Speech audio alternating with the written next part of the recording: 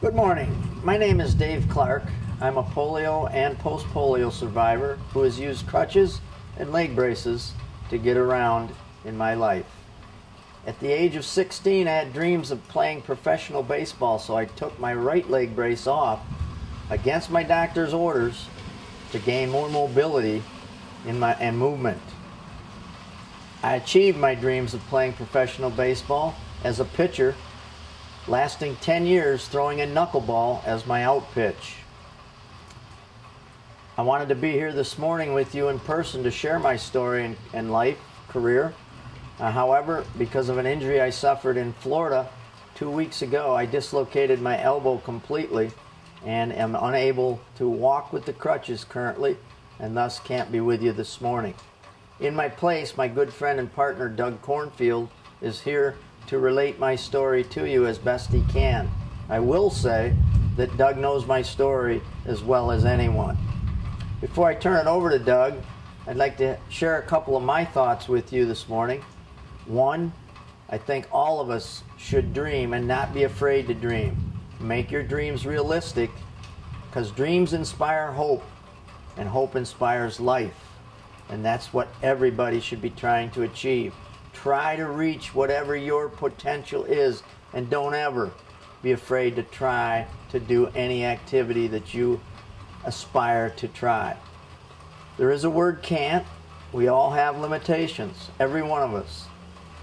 But you don't know what the word can't is until you try. I had this point driven home to me by my third grade physical education teacher, Mr. Bill Snetchler.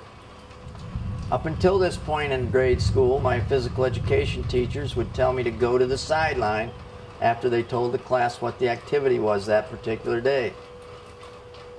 First time I ever met Mr. Snetchler, he told the class what we were going to be doing that particular day, and I immediately started to the sideline when he directed us to go do the activity. When I started to the sideline, I heard this booming voice behind me, "Where do you think you're going?"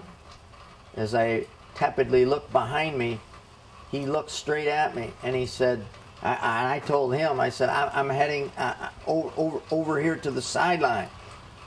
And he said, "Not in my class, you're not." He said, "You may not be able to do some of the activities that we're going to be doing this year. However, you'll never know until you try. And you're going to try in my class." Well, the activity that particular day was climbing the ropes to the ceiling. When it was my turn, I looked up to the top of that rope, and it seemed like I was going to be climbing to heaven. I had no idea what was ahead.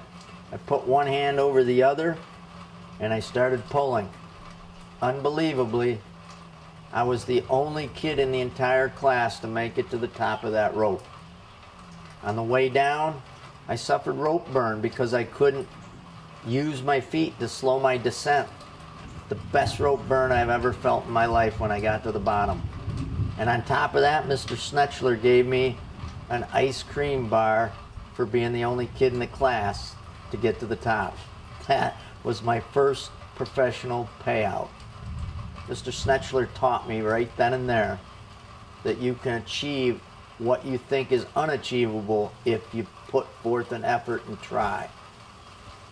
With that said, I'm going to turn this over to my good friend and partner Doug Cornfield to relate, as Paul Harvey would say, the rest of the story. Doug, take it away.